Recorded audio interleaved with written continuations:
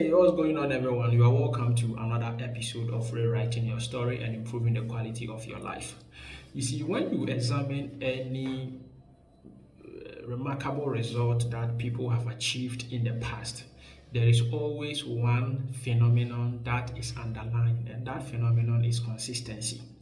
And I think consistency is so important and it cuts across almost everything because I've mentioned it on this platform before and I'll say it again that if a person works out 10 minutes every day, the person will always have a better body shape than the person who works out 70 minutes once every week. So consistency is so important. But how do you, ensure that there is consistency in your time management? And that is exactly what we are going to discuss in this episode. So if you are not already subscribed or following the page, make sure you do so right now because there are more incredible content coming and I do not wish for you to miss any of the future episodes. So go ahead and do the needful and I appreciate it so much. Thank you.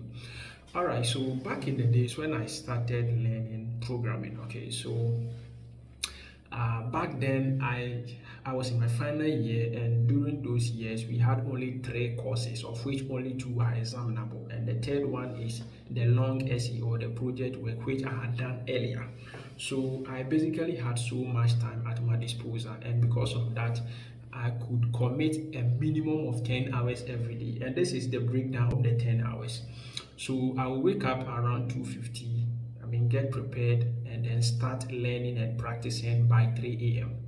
And I will work from 3 a.m. to 5 a.m. because at that time the midnight bundle is no longer working. So I will top up with Kokuroko bundle, which usually covers from 5 a.m. to 8 a.m. Okay, so I will do that one so that I can keep working. So my first session will be from 3 a.m. to 5 a.m. and then continue from 5 a.m. to 8 a.m. So that is 5 hours straight work first thing in the morning.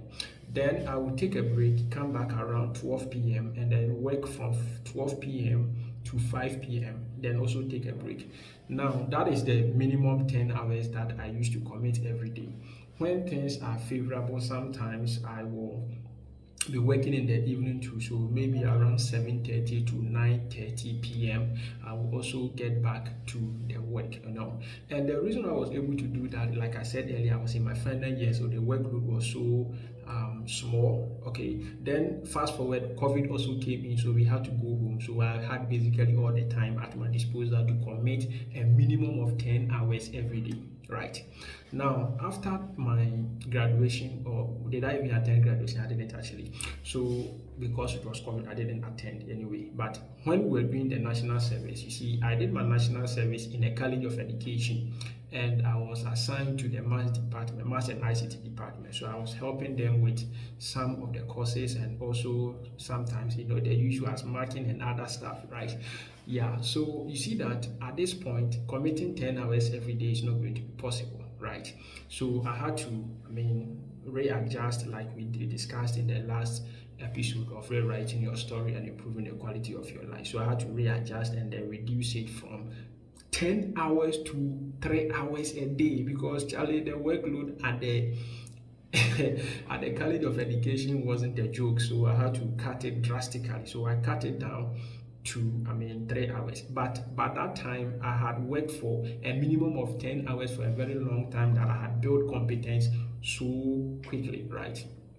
So yeah, that is it. And later after service, I got a job. I won't lie to you, when I got the first job, I didn't have any time at all because I'll go to work around 7:20 in the morning and then close around 3. And then when school is over, I'll have to do private tuition because the pay wasn't enough. I have to do private tuition to catch up with the bills, right?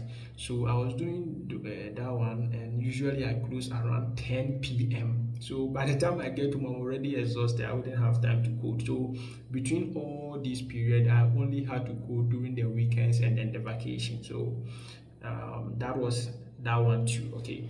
Now, why am I narrating this plenty story? The whole point of the story is that you see, I was talking about consistency, and I have said that consistency will always beat intensity.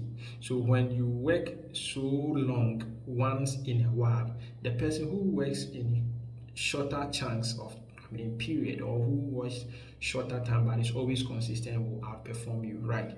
So if you really want to be consistent with your time management, then what you need to do is that you have to make sure that the time that you block for your important tasks is long enough, but not so long that you cannot sustain, right? So it's more or less like you should be able to bite what you can chew.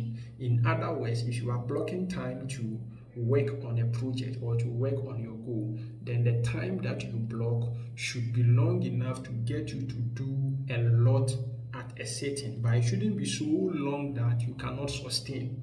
And like we discussed in one of the episodes, that if a current circumstance is not possible for you to carry on with a particular schedule or a plan, then you need to just readjust your time management to suit this new time. Okay, so basically, guys, that is all that I have to share with you. You just have to find a way to ensure that your time management is such that you can sustain the amount of time you invest in a particular goal that you are working on. Okay, I do hope you learned something new. If you did, kindly leave a like on the video and share it with others. Let them see what is going on. If you are not already following or subscribed, consider doing so right now, because there are more incredible content coming, and I do not wish for you to miss any of our future episodes. I will see you again tomorrow with another video. Until then, peace out.